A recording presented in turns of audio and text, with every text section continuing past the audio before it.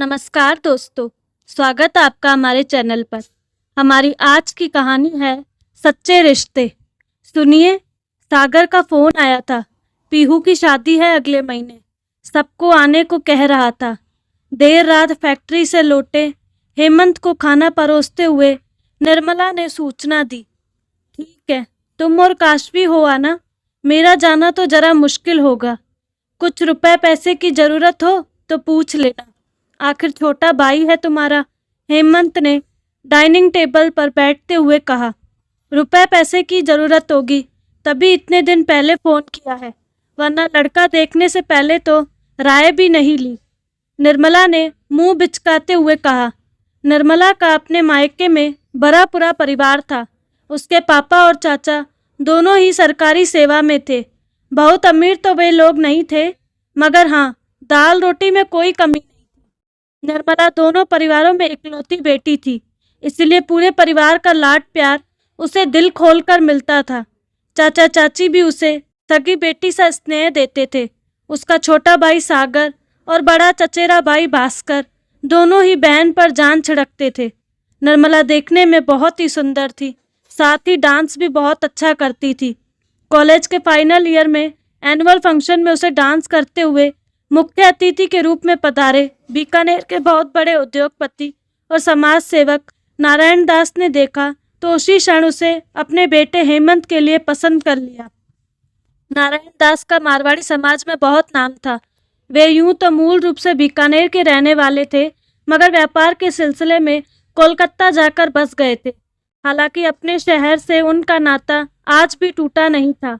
वे साल में 1 महीना यहाँ जरूर आया करते थे और अपने प्रवास के दौरान बीकानेर ही नहीं बल्कि उसके आसपास के कस्बों में भी होने वाली सामाजिक व सांस्कृतिक गतिविधियों में शामिल हुआ करते थे। इसी सिलसिले में नोखा के बागड़ी कॉलेज में मुख्य अतिथि के रूप में आमंत्रित थे। निर्मला की माँ, तुम्हारी बेटी के तो भाग ही खुल गए। खुद नारायण दास ने मांगा है इसे अपने बेटे के लिए। निर्मला के पिता ने ऑफिस से आकर शर्ट खूंटी पर टांगते हुए कहा। मेरी प्यारी बहनिया बनेगी दुल्हनिया कहकर सागर ने निर्मला को चिढ़ाया तो निर्मला ने भास्कर की तरफ मदद के लिए देखा। सच के आएंगे दूल्हे राजा, भैया राजा बजाएगा बाजा।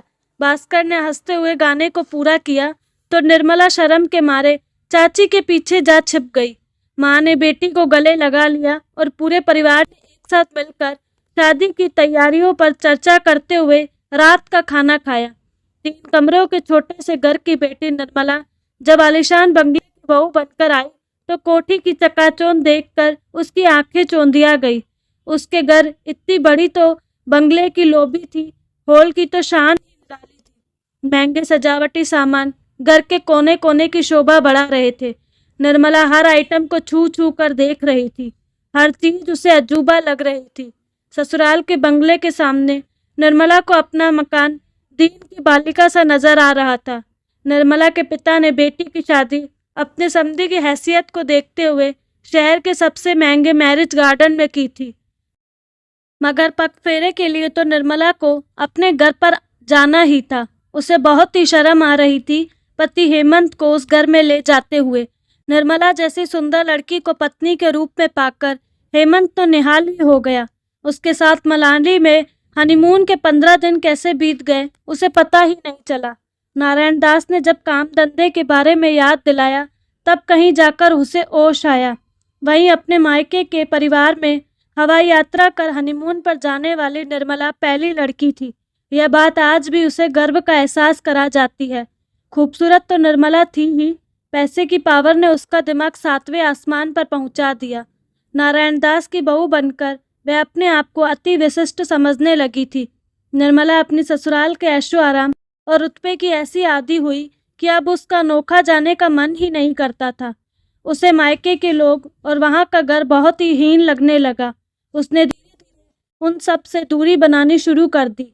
जब भी नोखा से किसी का फ़ोन आता तो उसे लगता जैसे किसी तरह की मदद के लिए ही आया है और वह बहुत ही रुखाई से उनसे बात करती थी। सागर भी सब समझने लगा था। वह बहुत ज़रूरी हो तो ही बहन को फ़ोन करता था। भास्कर तो उसके बदले रवैये से इतना आहत हुआ कि उसने निर्मला से बात करनी ही बंद कर दी। शादी के बाद एक दो बार तो माँ के बुलाने पर निर्मला राखी बांधने नोखा गई, मगर उसका व्यवहार ऐसा होता था मानो वहां आकर उसने मायके वालों पर एहसान किया हो। बात बात में अपने ससुराल की मायके से तुलना करना माँ को भी कमतरी का एहसास करा जाता था। एक बार निर्मला अपनी रो में कह बैठी, मेरा जितना पैसा यहाँ राखी बांधने आने पर खर्च होता है उतने में तो सागर के साल भर के कपड़े और जूतों की व्यवस्था हो जाए। नाहक मेरा टाइम भी खराब होता है, और तुम जो साड़ी और नगद मुझे देते हो उसे तो ससुराल में दिखाते हुए भी शर्म आती है। अपनी तरफ से पैसे मिलाकर कहना पड़ता है कि माँ ने दिया है। यह सब सुनकर माँ अवाक रह गई। इसके बाद उन्होंने कभी निर्मला को राखी पर बुलाने की जिद नहीं की। भास्कर की शादी में पहली बार निर्मला हेमंत के साथ नोखा आई थी। उसके चाचा अपने इकलौते दामाद की खातिरदारी में पलक पावड़े बिछाए बैठे थे। वे जब उन्हें लेने स्टेशन पर पहुंचे तो उन्हें यह जानकर धक्का सा लगा कि निर्मला ने नोखा के बजाय बीकानेर का टिकट बनवाया है। कारण था मायके के घर में एसी ना होना। उन्होंने कहा भी कि आज ही नया एसी लगवा देंगे, मगर अब निर्मला को तो वह घर ही छोटा लगने लगा था। अब घर तो रातों रात बड़ा नहीं हो सकता। इसलिए अपमानित सा चाचा ने माफ़ी मांगते हुए हेमंत से कहा, दामाद जी, घर बेशक छोटा है हमारा, मगर दिल में बहुत जगह है। आप एक बार रुक कर तो देखते। हेमंत कुछ कहता, इससे पहले ही ट्रेन स्टेशन से रवाना हो चुकी थी। निर्मला ठीक शादी वाले दिन सुबह अपनी लग्जरी कार से नोखा आई और किसी तरह बारात रवाना होने तक रुकी। जितनी देर वह वहां रुकी, सारा वक्त अपनी कीमती साड़ी और महंगे गानों का ही बखान करती रही। बार बार गर्मी से होने वाली तकलीफ की तरफ इशारा करती और एसी न होने का ही रोना रोती रही। निर्मला की माँ को बेटी का यह व्यवहार बहुत अखर रहा था। हद तो तब हो गई जब काशवी पैदा होने वाली थी। सामाजिक रीति रिवाजों के चलते निर्मला की माँ ने उसे प्रसव के लिए मायके बुला भेजा। कोलकाता जैसे महानगर की आधुनिक सुविधाएं छोड़कर नोखा जैसे छोटे कस्बे में अपने बच्चे को जन्म देना नई नई करोड़पति बनी निर्मला को बिल्कुल भी गवारा नहीं था। मगर माँ के बार बार आग्रह करने पर सामाजिक रीति रिवाज निभाने के लिए उसे आखिरकार नोखा जाना ही पड़ा। निर्मला की डिलीवरी का अनुमानित समय मई के महीने का था। उसने पापा से जिद करके आखिर एक कमरे में ही सही एसी लगवा ही लिया। काशवी के जन्म के बाद घर भर में खुशी की लहर दौड़ गई। हर कोई गोल मटोल सी काशवी को गोदी में लेकर दुलारना चाहता था, मगर निर्मला ने सबकी खुशियों पर पानी फेर दिया। यहाँ भी उसका अपने आप को अति विशिष्ट समझने का दर्प आड़े आ जाता। वह किसी को भी काशवी को छूने नहीं देती थी। कहती थी, गंदे हाथों से छूने पर बच्ची को इन्फेक्शन हो जाएगा। काशवी के महीने भर होते ही निर्मला उसे लेकर कोलकाता आ गई। निर्मला ने काशवी को बहुत ही नाजों से पाला था। वह उसे न तो कहीं अकेले भेजती थी और न ही किसी से मेलजोल रखने देती थी। स्कूल जाने के लिए भी अलग से गाड़ी की व्यवस्था कर रखी थी काशवी के लिए। यूं अकेले पलती काशवी साथी के लिए तरसने लगी। वह सोने के पिंजरे में कैद चिड़िया की तरह थी, जिसके लिए खुला आसमान केवल एक सपना था। वह उड़ना चाहती थी, खुली हवा में सांस लेना चाहती थी, मगर निर्मला ने उसे पंख खोलने ही नहीं दिए। उसे बेटी का साधारण लोगों से मेलजोल अपने स्टेटस के खिलाफ लगता था। हाँ, काशवी के लिए खिलौने और कपड़ों की कोई कमी नहीं। निर्मला ने धीरे धीरे वक्त के पायदान चढ़ती काशवी ने अपने 17वें साल में कदम रखा। इसी बीच सागर एक प्रतिष्ठित डॉक्टर बन चुका था। वह नोखा छोड़कर अब बीकानेर शिफ्ट हो गया। वहीं भास्कर एक पुलिस अधिकारी बनकर क्राइम ब्रांच में अपनी सेवाएं दे रहा था। दोनों भाइयों की आर्थिक स्थिति सुधरने से अब निर्मला के मन में उनके लिए थोड़ी सी जगह बनी, मगर इतनी भी नहीं कि वह हर वक्त मायके के ही गुण गाती रहे। जब जब निर्मला को कोई जरूरत आन पड़ती, वह अपने भाइयों से मदद जरूर लेती, मगर काम निकलने के बाद वह उन्हें मक्खी की तरह बाहर निकाल फेंकती। भास्कर और सागर उसके स्वभाव को जान चुके थे, इसीलिए वह उसका बुरा नहीं मानते और जरूरत पड़ने पर बहन के साथ खड़े होते थे। अपनी ममेरी बहन पीहू की शादी में जाने के लिए काशवी का उत्साह देखने ही बनता था। उसे याद ही नहीं कि वह पिछली बार ननिहाल साइड के भाई बहनों से कब मिली थी। उनके साथ बचपन में की गई किसी भी शरारत या चुहलबाजी की कोई धुंधली सी भी याद उसके जहन में नहीं आ रही थी। बड़े होने पर भी माँ कहाँ उसे किसी से भी कांटेक्ट रखने देती। हाँ, सभी रिश्तेदारों ने व्हाट्सएप पर हमारा प्यारा परिवार नाम से एक फैमिली ग्रुप बना रखा था। उसी पर वह सबको देख देख कर अपडेट होती रहती। पता नहीं वहां जाकर सबको पहचान पाऊंगी या नहीं, सबके साथ एडजस्ट कर पाऊंगी या नहीं, क्या क्या बातें करूंगी आदि सोच सोच कर ही काशवी रोमांचित हुई जा रही थी। काशवी को यह देखकर आश्चर्य हो रहा था कि अपनी इकलौती भतीजी की शादी में जाने को लेकर उसकी माँ बिल्कुल भी उत्साहित नहीं है। जहाँ काशवी ने महीने भर पहले से ही शादी में पहले जाने वाले कपड़ों, फुटवियर और मैचिंग ज्वेलरी की शॉपिंग करनी शुरू कर दी, वहीं निर्मला अभी तक उदासीन बैठी थी। उसने माँ से कहा भी वह, मगर निर्मला ने यह कहकर उसके उत्साह पर पानी फेर दिया कि अभी तो बहुत दिन बाकी है, कर लेंगे तैयारी, शादी तो हो रही है, इसमें क्या अनोखी बात है। मगर यौवन की दहलीज पर खड़ी काशवी के लिए शादी होना सचमुच ही अनोखी बात थी। काशवी बचपन से ही देखती आई कि माँ उस भास्कर मामा और सागर मामा से ज्यादा नजदीकियां नहीं रखती, मगर अब तो उनकी इकलौती भतीजी की शादी थी। माँ कैसे इतनी उदासीन हो सकती है। खैर, शादी के दिन नजदीक आए तो निर्मला ने पीहू को शादी में देने के लिए सोने के कंगन खरीदे, साथ ही 4 महंगी साड़ी भी। काशवी खुश हो गई कि आखिर माँ को अपनी भतीजी के लिए प्रेम जागा। सही, मगर जब उसने निर्मला को बड़े बैग में उसके पुराने कपड़े भरते देखा तो उससे रहा नहीं गया। उसने पूछ ही लिया, माँ, मेरे पुराने कपड़े कहाँ ले जा रही हो? बीकानेर ले जा रही हूँ, तुम तो पहनती नहीं, वहाँ किसी के काम आ जाएंगे। निर्मला ने थोड़ी लापरवाही और थोड़े घमंड से कहा। मगर माँ, किसी को बुरा लगा तो? काशवी ने पूछा। अरे, जिसे भी दूंगी वह खुश हो जाएगा, इतने महंगे कपड़े खरीदने की हैसियत नहीं है किसी की। निर्मला अपने रुतबे पर इठलाई। और आपकी ड्राई क्लीन करवाई हुई पुरानी साड़ियाँ, ये किसके लिए? काशवी ने फिर पूछा। अरे, मैंने पहनी ही कितनी बार है, इतनी महंगी साड़ियाँ भाभी ने तो कभी देखी भी नहीं होगी, बेचारी पहन कर खुश हो जाएगी। निर्मला एक बार फिर से इठलाई। वह अपने आप को बहुत ही महान और दरियादिली समझे जा रही थी, मगर काशवी को यह सब बिल्कुल भी अच्छा नहीं लग रहा। वह पुराने कपड़ों को बीकानेर न ले जाने की जिद पर अड़ी रही।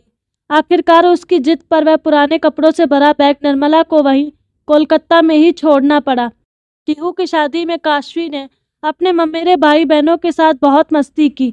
उसने पहली बार प्यार और स्नेह के मायने जाने थे। उसने जाना कि परिवार क्या होता है और फैमिली बॉन्डिंग किसे कहते हैं।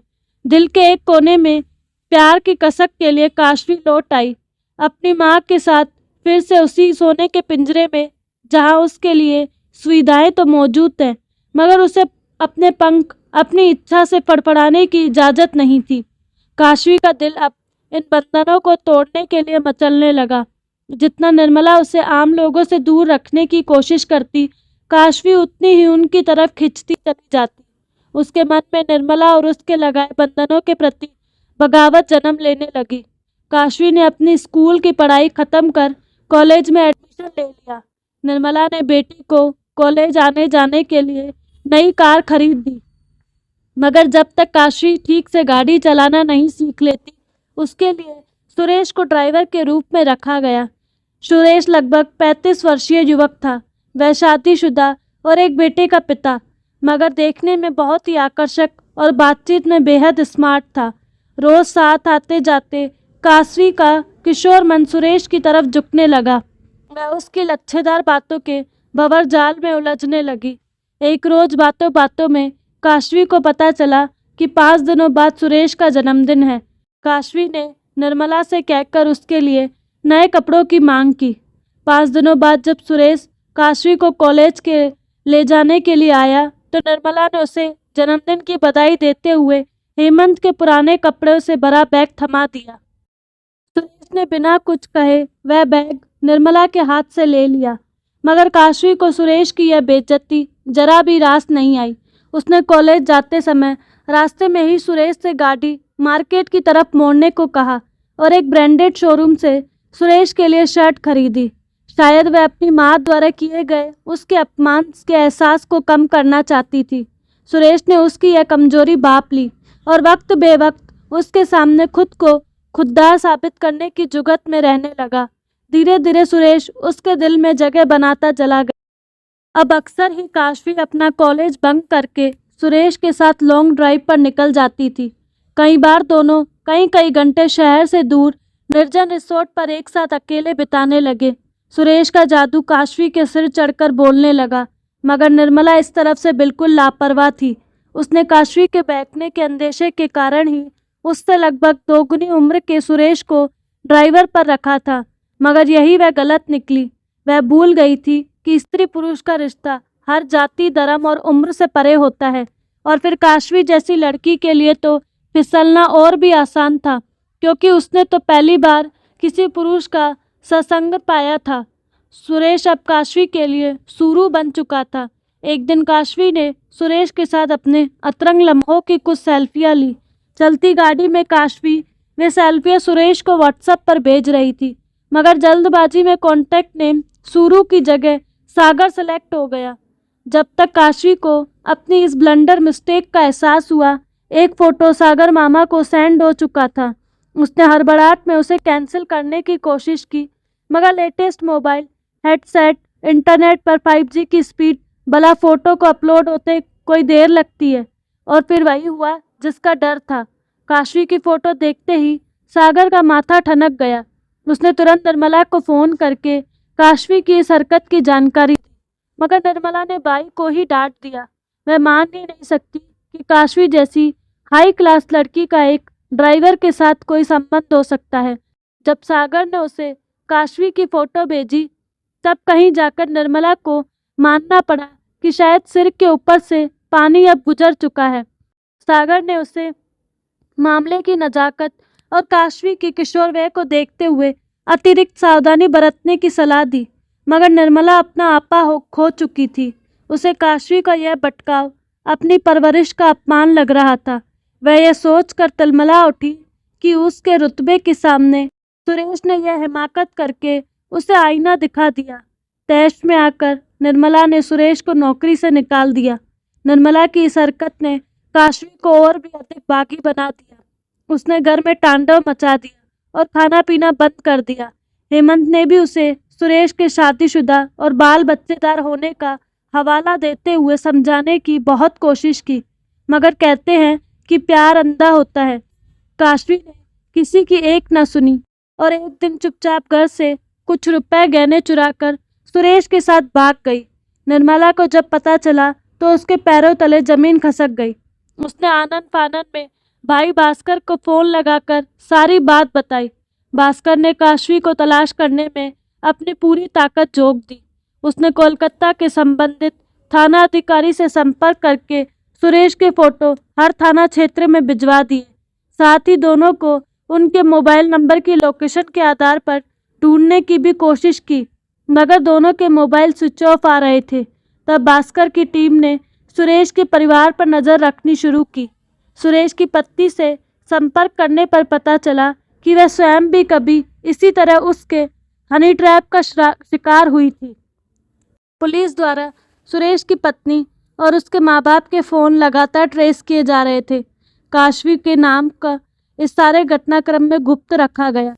आखिरकार पुलिस की मेहनत रंग लाई और लगभग 1 महीने की भागदौड़ के बाद काशवी को सुरेश के साथ भोपाल के रेलवे स्टेशन से गिरफ्तार कर लिया गया। काशवी के साथ लाए पैसे जब खत्म हो गए तो सुरेश उसके सारे गहने बेच दिए। सब कुछ खत्म होने के बाद अब वह काशवी को ही बेचने की जुगाड़ में था कि पकड़ा गया। मामा को देखते ही घबराई हुई काशवी दौड़कर उससे लिपट गई। अब तक उसके सिर से सुरेश के प्यार का बुखार उतर चुका था। भास्कर काशवी को लेकर कोलकाता पहुंचा और उसे सही सलामत निर्मला को सौंप दिया। बेटी को इतनी दयनीय हालत में देखकर निर्मला को अपने माँ होने पर शर्म आ रही थी। वह काशवी की इस हालत की जिम्मेदार खुद को मान रही थी। बेटी तो सकुशल घर लौट आई, मगर निर्मला की मुसीबत खत्म नहीं हुई।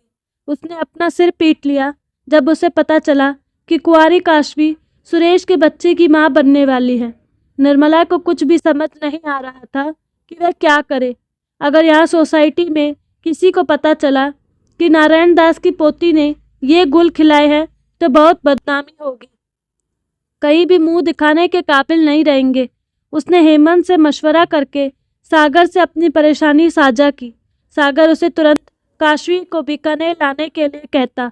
ज़्यादा देर करना उचित न समझकर निर्मला दूसरे ही दिन काशवी को लेकर बीकानेर रवाना हो गई। सागर को आश्चर्य हुआ जब उसने निर्मला को स्लीपर क्लास के डब्बे से उतरते हुए देखा। निर्मला ने अपनी जेब मिटाते हुए कहा, क्या करूं, मजबूरी थी, एसी में रिजर्वेशन मिला ही नहीं और आना कितना ज़रूरी था यह तुमसे बेहतर कौन समझ सकता है। काशवी मामा से नजरें भी नहीं मिला पा रही थी। सागर ने निर्मला से कहा, आप दोनों के रहने का बंदोबस्त मैंने होटल में कर दिया है। घर जाने पर बेकार में ही बात खुलेंगी और बच्ची की बदनामी होगी। बाई की बात सुनकर निर्मला गलानी से भर उठी। वह सोचने लगी, यही सागर है जिसे मैंने सदा ही अपने से कमतर समझकर दुत्कारा और इसका अपमान किया। आज यही मेरी बेटी की इज्जत का रखवाला बना है। काशवी भी नजरें नीचे किए अपनी गलती पर पछतावा करती आंसू बहा रही थी। सागर उन्हें होटल में छोड़कर चला गया। दूसरे दिन उसने काशवी को एक लेडी डॉक्टर से मिलवाया और उसके सभी आवश्यक टेस्ट करवाए। दोपहर बाद रिपोर्ट आने पर शाम तक लेडी डॉक्टर ने काशवी को अनचाहे गर्भ से छुटकारा दिला दिया। 4 दिनों तक डॉक्टर की देखरेख में रहने के बाद सागर ने होटल से ही निर्मला और काशवी को कोलकाता के लिए रवाना कर दिया। किसी को कानो कान खबर भी नहीं हुई उनके बीकानेर आने और वापस जाने की। काशवी अभी तक इस सदमे से बाहर नहीं निकल सकी थी। सागर ने जब टूटी हुई काशवी का हौसला बढ़ाने के लिए स्नेह से उसने अपने सीने से लगाया तो उसके भीतर जमी हुई सारी पीड़ा प्यार की गर्माहट पाकर पिघल गई। उसने रोते रोते सागर से कहा, मैं भटक गई थी मामा, जिसे मैं प्यार की कच्ची धूप समझ रही थी वह तो जलता हुआ सूरज निकला। मैं उसमें झुलस गई। सागर ने काशवी के सिर पर हाथ रखते हुए कहा, बेटा, हीरा अगर गलती से कीचड़ में गिर जाए तो भी उसकी कीमत कम नहीं होती। जो कुछ हुआ उसे एक एक्सीडेंट या बुरा सपना समझकर भूल जाना। यह बात सिर्फ हम तीनों तक ही सीमित रहेगी। मैं तुम्हें इसका भरोसा दिलाता हूँ। तुम बेफिक्र होकर अपने आगे की जिंदगी जियो। ट्रेन जब प्लेटफॉर्म छोड़ने लगी तो निर्मला से रहा नहीं गया। वह सागर से लिपट कर रो पड़ी। कहना तो बहुत कुछ चाह रही थी मगर गला रुक गया।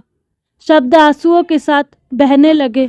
सागर ने भी बहन को गले से लगा लिया। कुछ भी कहकर दोनों ने सब कुछ कह सुन लिया।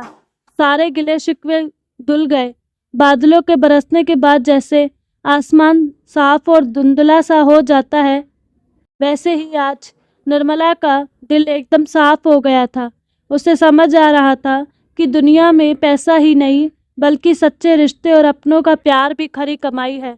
तो दोस्तों, कैसी लगी आपको कहानी? अपनी राय कमेंट बॉक्स में ज़रूर दीजिएगा। साथ ही हमारे चैनल को लाइक, शेयर एंड सब्सक्राइब करना ना भूलें। धन्यवाद।